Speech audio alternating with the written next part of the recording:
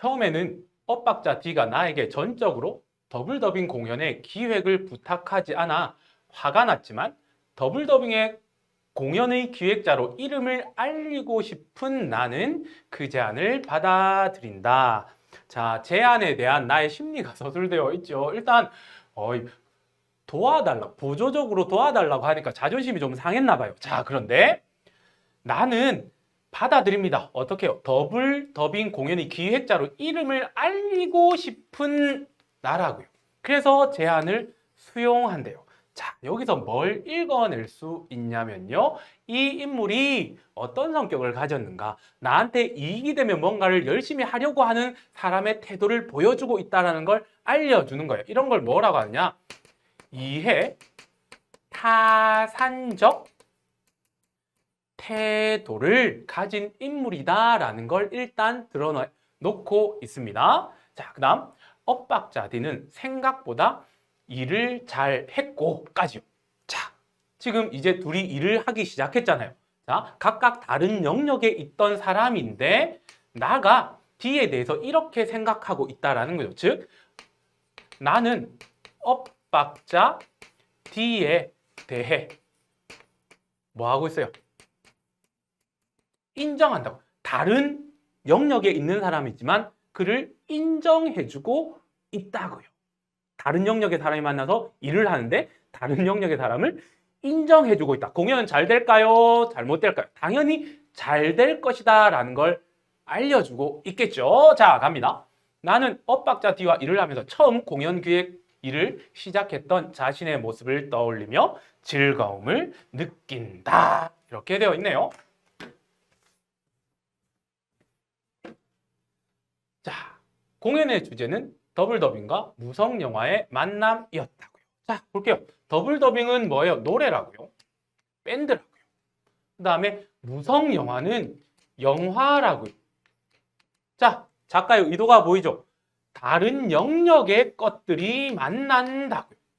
다른 영역의 것들이 만난다. 이게 중요한 거예요. 자, 그러면 지금까지 흘러온 이야기의 흐름을 본다면 이 공연이 잘 되기 위해서는 어떻게 돼야 할까요? 다른 영역의 것들을 빠삭하게 이해하고 얘네들을 잘 버무려야 된다. 즉 조화시켜야 좋은 공연이 될 수 있다는 게 머릿속에 들어오죠. 그것을 어떻게 형상화시켰는지 보겠습니다. 엇박자 D가 공연의 큰 줄거리를 만들어 왔을 때 솔직히 조금 놀랐다.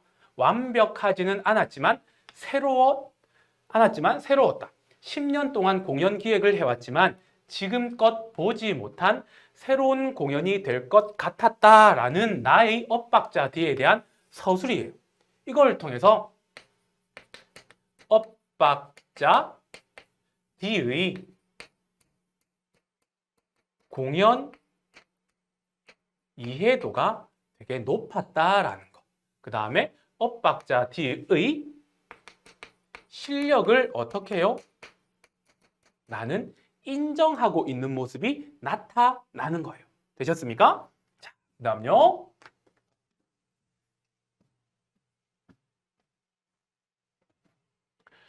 여러 가지 음악이 혼재되어 있는 더블 더빙의 노래에다 무성 영화의 여러 장면을 덧붙인다는 것도 새로웠고 계속해서 엇박자 D가 기획한 공연에 대해서 칭찬해주고 있는 거예요. DJ가 무성 영화의 배경음악을 리믹스해서 새로운 음악으로 만들어내는 아이디어도 좋았다. 연주자들이 무성 영화에 등장하는 배우처럼 움직이고 배경음악에 맞춰 무대 위를 돌아다니는 퍼포먼스도 재미있을 것 같았다. 짧은 무성 영화를 틀어놓고 더블 더빙이 영상에 맞는 새로운 음악을 만들자는 아이디어도 있었다. 무엇보다 더블 더빙의 음악과 무성 영화가 잘 어울렸다. 자, 이게 뭔가가 들어오죠. 잘 어울렸다고요. 자, 다른 영역의 것이에요. 더블 더빙, 그 다음에 무성 영화는 다른 영역의 것인데 조화가 잘 됐다라는 것, 이 한마디를 통해서 뭘 드러내고 있을까요? 각각의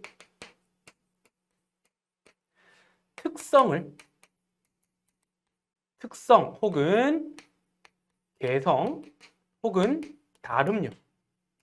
다름을 이해하면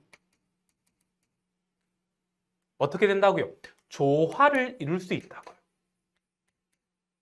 조화를 이룰 수 있다라는 것을 저 한 줄의 서술을 통해서 우리한테 보여주고 있는 거죠. 앞에 합창단의 모습은 어때요? 다름을 부정적으로 인식하는 거죠. 이해하고 존중하지 못했기 때문에 공연이 엉망진창이 됐었죠. 근데 여기서는 일단 공연 시작 전이지만 이렇게 잘 어울렸다라고 표현함으로써 이해하면 조화를 이룰 수 있다라는 것을 아예 대놓고 이야기하고 있는 거죠. 자, 계속 보겠습니다. 더블 더빙의 음악이나 무성 영화 중 한쪽이 강하다면 문제가 생기겠지만 두 요소의 균형이 좋았다.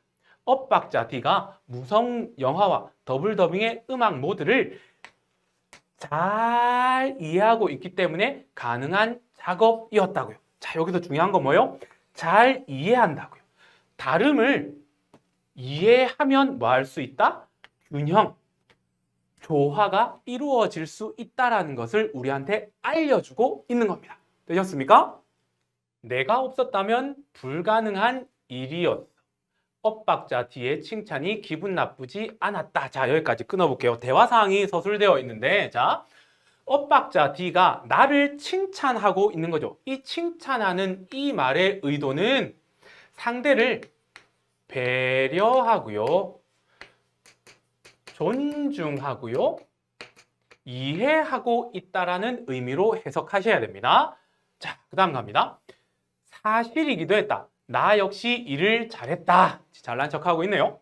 공연에 대한 것이라면 모든 것을 알고 있었으니 그 어떤 일이 닥쳐도 문제될 것이 없었다. 나는 그 어느 때보다 부드럽게 모든 일을 처리했다. 자, 엇박자 D와 나는 잘 맞는 파트너였다. 자, 여기서 의도가 뻔히 보이죠? 지금 상대를 존중하고 이해하고 배려하니까 어떻게 돼요? 다른 영역에 있는 두 사람이 잘 맞는 파트너가 됐다고요. 즉, 조화를 잘 이루게 된다고요. 그 전제 조건이 뭐라고요? 배려, 존중, 이해. 다름을 이해해야 한다는 것. 자, 계속 갑니다. 공연 일주일 전 사운드 디자인을 체크하던 엇박자 D가 얘기를 꺼냈다. 무슨 이야기일까? 하나만 더 부탁해도 될까? 겁나게 또 무슨 부탁이야? 초대하고 싶은 사람이 있는데 내가 연락을 해줄 수 있을까? 누군데 내가 연락을 해? 고등학교 때 친구들 합창단에서 함께 노래했던 그 친구들을 초대하고 싶어. 자, 내가 연락하긴 좀 못해서 말이야. 넌 지금도 연락하는 친구들이 있잖아. 그랬습니다. 자, 지금 부탁 내용이 뭐예요? 합창단 하던 고등학교 때 친구들을 초대해 달라고요. 그러면 이 말에는 이 공연에 D가 어떠한 의도를 가지고 있다.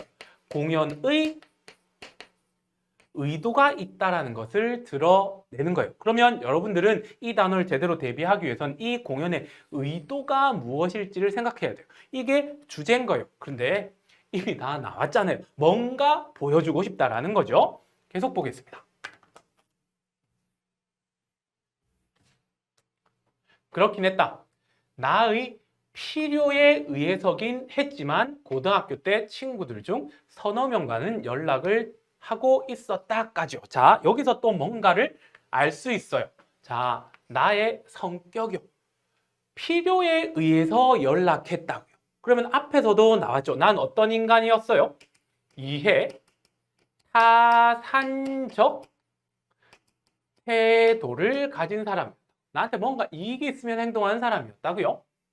엇박자 D와 있었던 일을 생각한다면 초대하지 않는 게 나을지도 몰랐다. 왜일까요? 공연이 엉망진창이 되었던 기억이 있으니까요. 좋은 기억이 아니었고 그들이 엇박자 D를 다시 만나고 싶어 할지도 알 수 없는 일이었다. 왜요? 그때 당신은 다름에 대해서, 엇박자 D에 대해서 부정적으로 인식했었기 때문이다 라는 거죠. 하지만 나로서는 생색을 내기에 적당한 시점이었다고요. 친구들로부터 공연 기획을 한다면서 어떻게 초대장 한 장을 안 보내냐는 소리를 곧잘 들곤 했었는데 초대해달라고 엇박자 네가 지금 부탁하고 있는 거잖아요. 그래서 생색내기에도 좋네라는 거예요. 이 말 역시 나의 이해, 타산적 태도가 드러난다라고 보시면 됩니다. 자, 그래, 좋은 생각이다. 20년 만에 전설이 합창단이 제외하긴 해. 전설이죠. 합창하다가 혼나고 끝났으니까요. 내가 몇 명 연락처를 하니까 얼추 선이 다 닿을 거야. 다 모일지는 모르겠지만 그 다음 계속 가보겠습니다. 연락을 하면서 새로운 사실을 많이 알게 됐다. 자, 이게 무슨 의미일까요? 그동안 연락 안 했다고요? 그동안 연락하지 않고 지냈다라는 거예요. 왜요? 합창단에 모였던 사람들은 친했어요? 안 친했어요? 안 친했다고요? 합창단의 의도가 뭐여서 공부하러 왔다고요? 그리고 나는 무기력했다고요. 그러니 내가 필요할 때만 연락했었고 한동안 연락하지 않았다라는 거예요. 고등학교 2학년 때의 합창단에 있었던 20명 중 한 명은 2년 전에 죽었다. 교통사고라고 했다. 친한 친구가 아니었기 때문에 소식조차 몰랐다. 한 명은 현재 암 투병 중이라 했다. 아우, 간암이라고 했고 왜 계속 슬픈 얘기가 나오죠?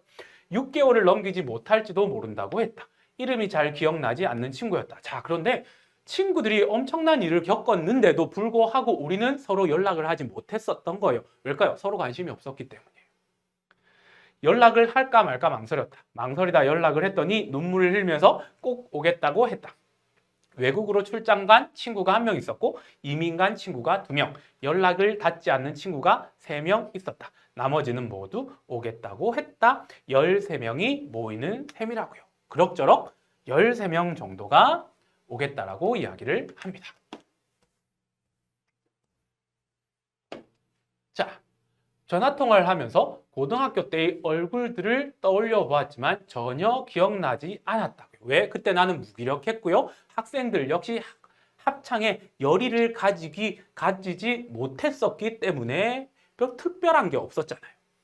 모든 사실이 가물가물했다. 기억날 리가 없었다. 같은 반이었던 친구는 많지 않았고 함께 노래를 열심히 불렀던 것도 아니고 함께 모여 각자의 공부만 열심히 했으니 기억이 나지 않는 게 당연했다. 자, 주저리 뭔가를 많이 이야기하고 있는데 20년이 지난 이 시점에서 무관심했던